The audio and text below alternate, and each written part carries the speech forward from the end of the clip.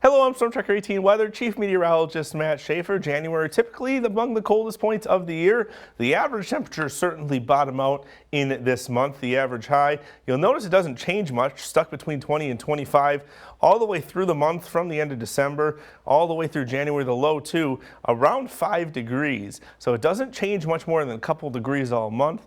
It's the most likely month to have the coldest temperature of the year. Some years it's in December and February, but on average it ends up in January.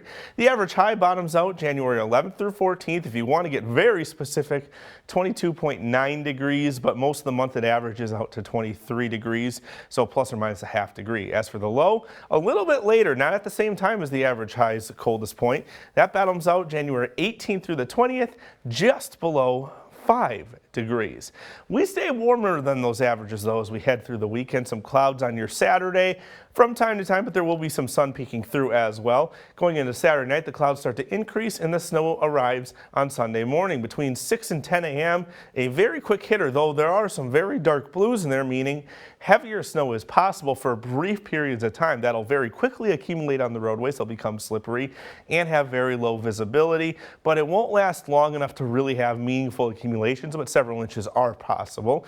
That's out, and the rest of Sunday does look like it clears out. I do think the clouds will stick around, but it's also going to get quite windy with gusts perhaps near 40 miles per hour, so blowing and drifting of that snow is possible. 29 for your high on Saturday. That's above average, though cooler than we've been the past couple days. Only a low of 24 overnight, mostly cloudy, and the wind chills between 15 and 20, south winds of 4 to 9. And on Sunday, 35 degrees. That's above the freezing mark, but snow can still fall at those temperatures, and the snow will most likely be falling in the morning before we get that warm.